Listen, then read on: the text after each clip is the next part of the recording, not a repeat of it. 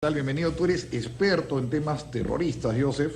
Cuéntanos, tú eres director del Centro para una Sociedad Segura. ¿Cuál es tu trayectoria? ¿Por qué estás metido en la lucha contra el terrorismo? Sí, claro. Bueno, yo vengo de Estados Unidos y en mi país hay unas cosas que se llaman think tank, que son centros de investigación. Entonces yo voy investigando este tema. Yo voy investigando el tema de Irán y Hezbollah desde el año 2010. Pero mi conocimiento en realidad va más allá, porque antes de ser un investigador académico, yo era un militar de la Fuerza de la Infantería de la Marina de Estados Unidos. ¿Tú fuiste Marine? Y estuve en Irak, ¿no? Entonces mi primer conocimiento con Irán era cuando estuve en Irak. ¿Tú has estado en zona de combate? Claro, estaba en combate en 2003, en la parte inicial de la guerra contra Irak, y después en 2005 de nuevo. Y bueno, conocí cómo opera Irán. Tú has tenido 2 tours. Bueno, desafortunadamente me hicieron regresar, ¿no? Porque la guerra no terminó en 2003. ¿Has matado enemigos? Bueno, de parte de combate, ¿no? Parte de combate es eliminar los obstáculos. ¿Qué zonas has peleado en Irak? ¿Cómo? ¿En qué zonas peleaste? Bueno, en 2003 la marcha era desde Kuwait hasta Bagdad. Tú estuviste en la invasión. Sí, entonces la parte inicial, la pelea más fuerte fue en Nazaría. Ahí peleaste en Nazaría. Sí. ¿Y tu segundo tour? No, eso era más como trabajo de colección de datos e informes. Y yo estaba operando en una ciudad que se llama Kut, que es muy cerca de la frontera de Irán. Entonces, la parte sur... Ahí estuviste en inteligencia más. Sí, la parte sur de Irak, es importante entender esto. La parte sur, los iraníes lo ven como parte de su cultura y su imperio que tenían anteriormente. ¿Lo sienten parte de Irán? Okay. Desde Qum de Irán hasta Karbala de Irak es chiita. Ok. ¿Y es como en las películas, como en la tensión, como en la dureza de la guerra? Claro, y lo que más me llamó la atención en realidad es la sofisticación política para unidad a terrorismo. O sea, terrorismo solo es una herramienta. Ahí vamos a aterrizar. ¿Qué es un terrorista? ¿Cómo es la mentalidad? ¿Cómo funciona? Nosotros vivimos acá pues la tremenda tragedia de Sendero Luminoso. Claro. ¿Cómo es esto del uso del terror como arma política? ¿Cómo es la mente de un terrorista que tú lo has estudiado tanto? Mira, no se puede separar el terrorismo con la política. El terrorismo es una herramienta, es un método para llegar a un fin político, tanto como Sendero Luminoso, como Hezbollah o Al-Qaeda o quien sea. Entonces, usan el terrorismo como un método de presión. Un método de presión para que... Es un mecanismo más, así como la oratoria para convencer el terrorismo. Como una negociación oficial diplomático que llega, esto es su forma de negociar. Es con las armas y con los atentados. Yo me imagino que hay grados, ¿no? Porque, por ejemplo, Sendero quería exterminarnos a todos. Ellos querían el año cero como en Kampuchea, ¿no? Como en Camboya, con Pol Pot. Me imagino que los islámicos lo que más quieren es dominar, imperar, más que matar a todos. Al final del día quieren una república islámica, lo que se llama el califato.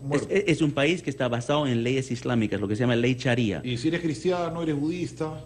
Bueno, eres minoría y tienes que obedecer las leyes islámicas. Ellos no tienen problema en vivir con cristianos o católicos o quien sea, mientras obedecen a la ley islámica. Porque estaba leyendo que ISIS está matando cristianos en Siria. Sí, porque no quieren que obedecen las leyes islámicas. Un cristiano no va a querer comer comida halal, hacer los ritos... No comer chancho, no beber alcohol... No va a seguir las leyes que no son parte de su religión. No da libertad. Son totalitarios, totalmente. Autoritarios y encima de eso, últimamente están volviéndose equipos militares. Un terrorista, tú que has estado cerca, que has matado terroristas, que has visto todo ese tema, ¿un terrorista se puede redimir? Acá hay mucha discusión de los terroristas que hemos liberado de las cárceles, etcétera, porque ya cumplieron su pena. ¿Un terrorista vuelve a las andadas, se redime? ¿Cuál es tu experiencia? Mira, hay algunos terroristas que creo que se indoctrinan de una manera muy ideológica y hay otros que indoctrinan de maneras de intereses.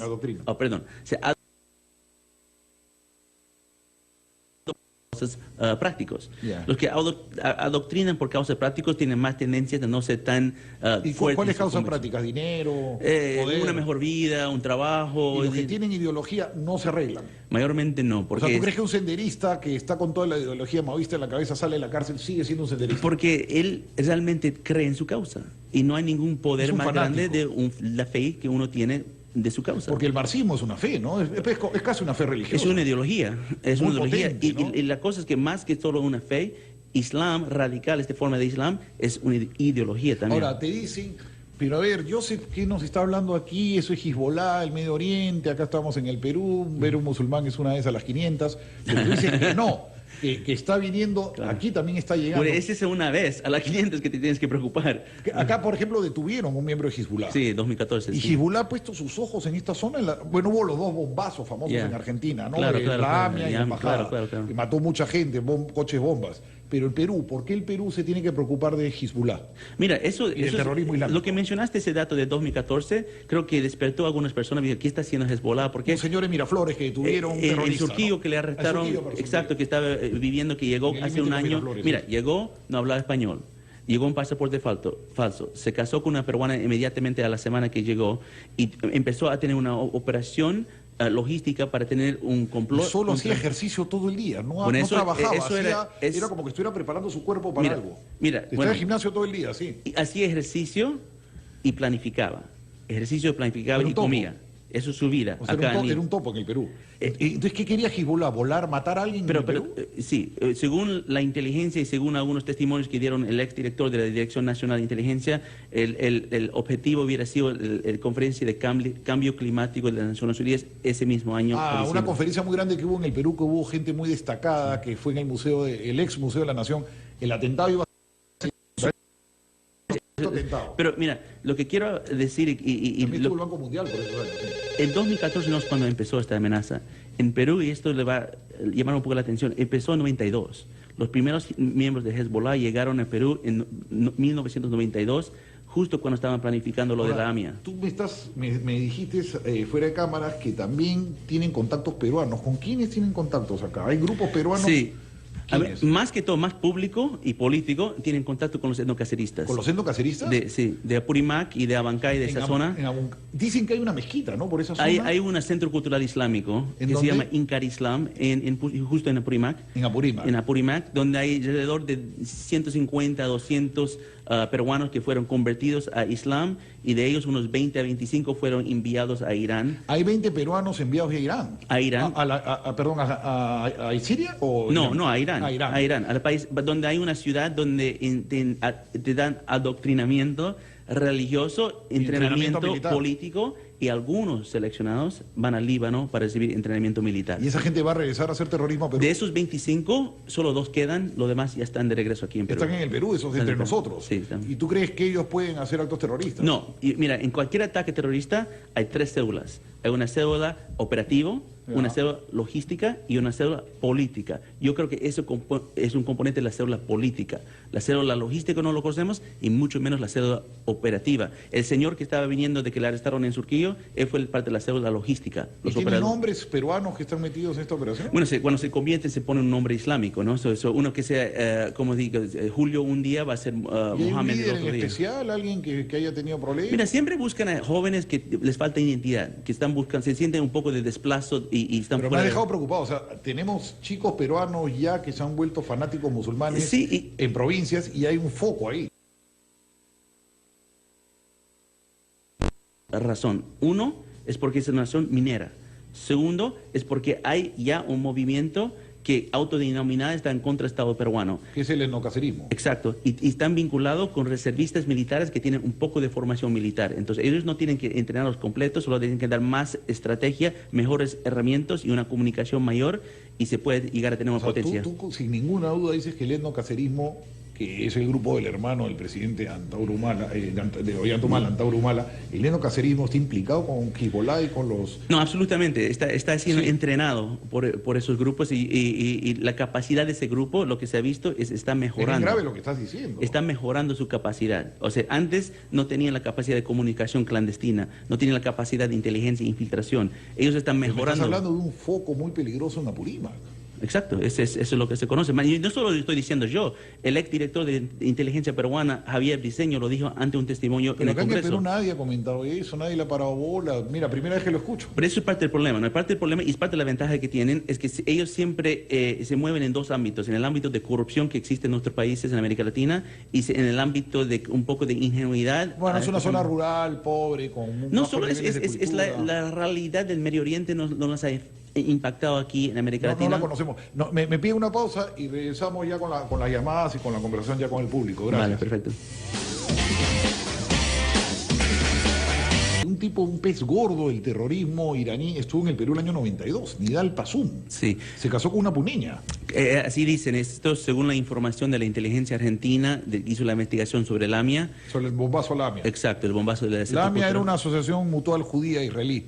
Asociación Mutual Israelí de Argentina, que hubo un bombazo, murió más de 100 personas, ¿no? 85 personas. 85, un coche bomba en Argentina. ¿Y de este criminal pasó un qué diablos hacía en Perú en el año 92? Mira, entonces llegaron a Perú, no se conoce exactamente con quién, pero se conoce que se casó con una mujer en Puno y después le deportaron porque cometió un crimen aquí en Perú y tuvo que salirse del país. Y después en 94 llegó un empresario iraní otra vez a Perú para empezar un lazo comercial.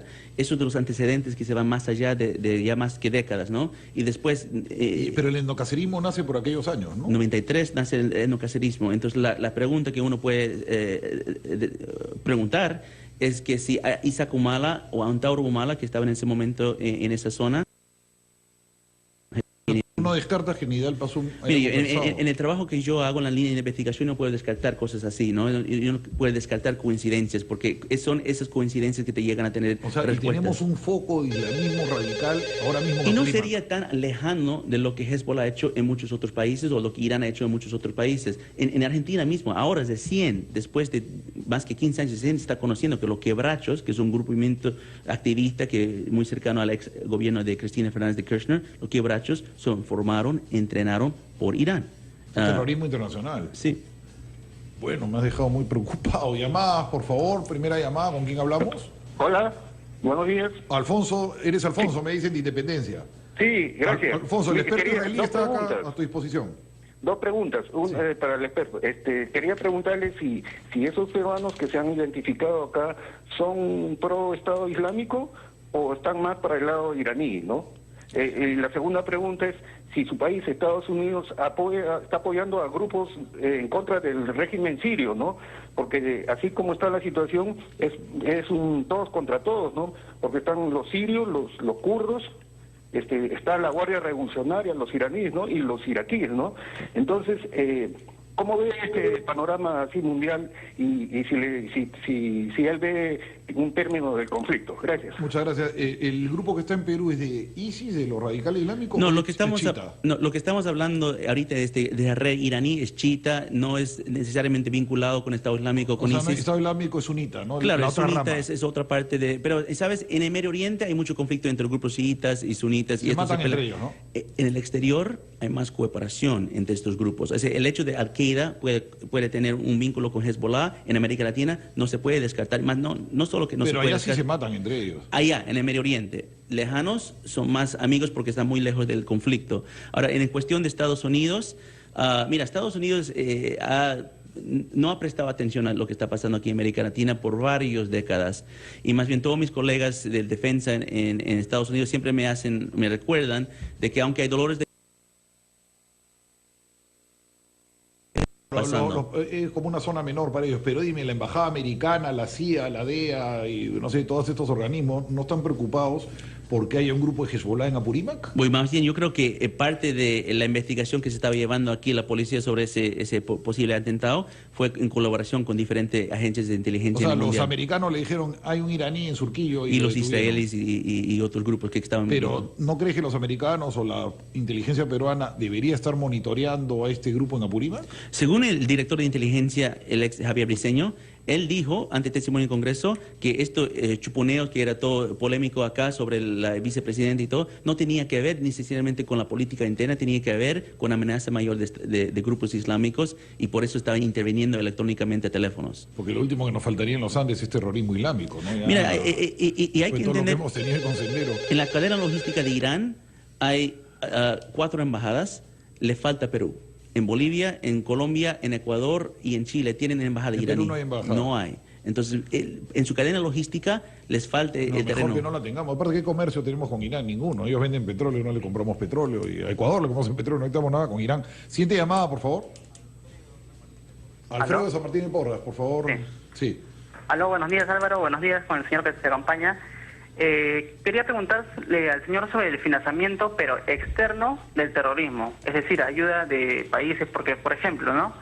El exdirector de inteligencia del año que trabajó hasta el año 2012, director de inteligencia para el exterior de Estados Unidos, él mismo declaró de que él entregó información detallada en el caso de Sirio, de que habían grupos terroristas en la oposición de Siria.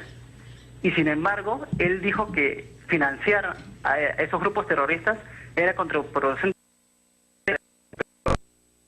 Dijo que él entregaba la información y que independientemente de la decisión que tomara la presidencia, él se lavaba las manos, por así decirlo, ¿no? ¿Por qué? Porque Estados Unidos estaba financiando, y cuando dio esa información a él, financió aún mucho más la causa en Siria, ¿no? Ahora, claro, me imagino que es por una causa geopolítica, por el tema con Rusia, que ya es otra parte, y sobre, ¿no? Perú, aterrizando un poco en Perú, ¿cuál es tu opinión? ¿Qué piensas de lo que está sucediendo en Perú con esto en Apurímac? Un poco para sentarnos más en el medio. Es grave, con relación a los enloqueceristas que estaba mencionando, claro, es grave. Claro, pero ojalá, espero que me responda eso, sí, claro. ¿Por qué Estados Unidos financia en cierto modo, si es que les va a rebotar eso? Y claro, va a dañar al mundo, porque las armas que tienen los opositores sirios no me van a decir que llegan en barco así nada más y todos haciendo de la vista gorda, llegan en avión, ¿no? O si llegan en carretera, tienen que llegar por algún lado de la frontera. Y con la logística que tiene Estados Unidos...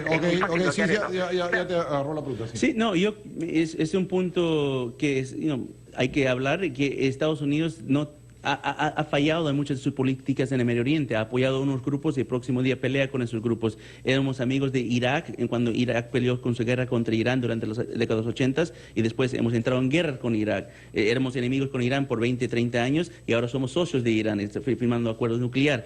Entonces, no hay una contundencia, una lógica. Claro, porque que dirían, oye, ¿por qué los americanos se van a preocupar de que haya una base de Hezbollah en Apurímac si ahorita están negociando Obama con los ayatolas? No, claro, y lo que pasa es que en el Medio Oriente hay tantas divisiones y es una cultura muy, muy difícil de entender, que Estados Unidos en realidad nunca pudo entender muy bien cómo la política funciona en esa parte del mundo, a pesar de que estamos ahí ya mucho tiempo. Pero a ver, lo que temo yo es, ¿puede haber actividades terroristas de estos grupos en Perú? Lo importante saber es que lo que está pasando en Medio Oriente no está, digamos, entre Israel e Irán, o Estados Unidos y Irán. En el Medio Oriente, una respuesta, un parte de esa guerra o conflicto puede ser llegar a Perú, porque el mundo ahora funciona de esa manera, globalizado. No, tienen una base donde tú dices que están formando militantes en Apurímac. Y eso es lo que pasó en Argentina. ¿Cómo se llama ese sitio en Apurímac? Apurímac. Bueno, el sitio se llama Inkari Islam. ¿Y dónde queda? Inkari Islam. ¿En qué ciudad está? Abancay. En Abancay, Sí. Inkari Islam. Siguiente llamada, por favor. Desde el Surco, ¿con quién hablamos? David. Hola, Aldo. Hola, David. Hola, ¿qué tal? ¿Cómo estás? Una pregunta concreta. Para empezar, yo no tengo nada en contra de Estados Unidos, pero mi pregunta es, ¿Estados Unidos como país puede ser considerado como terrorista? Porque, ¿por qué mi pregunta? Yo entiendo como terrorismo una actividad que causa terror hacia otra persona, ¿no? Hacia un grupo de personas. Y, por ejemplo, el hecho que Estados Unidos invada algún territorio, ¿no? Como ya lo he hecho antes, yo imagino que si la primera potencia del mundo invade tu país, eso te causa terror, porque va con fuerzas militares, en fin. Y de por medio hay un tema político, también imagino. Entonces, nuevamente, mi pregunta es, ¿lo que hace Estados Unidos puede ser considerado como actos terroristas, ya sea en defensa del mundo, lo que sea, pero ¿se podría considerar? Claro, pero yo quería complementar. Cuando mataron a Bin Laden, se supone que tú vas a un país y vas donde un juez y pides una extradición y abres un debido proceso. O sea, no es muy normal que entres 2 helicópteros, yo sé quién es Bin Laden y bien muerto está, pero no es normal que entres con 2 helicópteros a una casa de un país extraño, saques un tipo a balazos y te lo cargues. O sea, esa es una operación secreta. Sí, pero no hay debido proceso. Se supone que hay un proceso de extradición y que tiene que haber un proceso de extradición. Porque, lo digo porque Estados Unidos después viene y nos reclama a nosotros y dice, ¿ustedes por qué hacen métodos tan sucios con el terrorismo? Claro. Porque Estados Unidos es el primero en hacer los métodos. Le meten cohetes a la gente en la cabeza de los drones. Eso no es normal tampoco. Bueno, porque ustedes aprendieron de nosotros. Sí, pero, pero ustedes tienen la desvergüenza de venir a decirnos a nosotros peores. No, es cierto. En la inteligencia, en las operaciones... Si lo ves, jurídicamente es un desastre. Mira, tú no puedes matar a un tipo así. Un agente de inteligencia, su trabajo es ir al margen de la ley. No hay un servicio de inteligencia que va a ser 100% limpio. Sin embargo, quiero aclarar algunas cosas. Hay leyes internacionales que gobiernan estas cosas, ¿no? Los terroristas no tienen leyes internacionales. Nosotros tenemos leyes internacionales, hasta leyes domésticas sobre inteligencia que marca cómo y cuándo puedes hacer algunas cosas.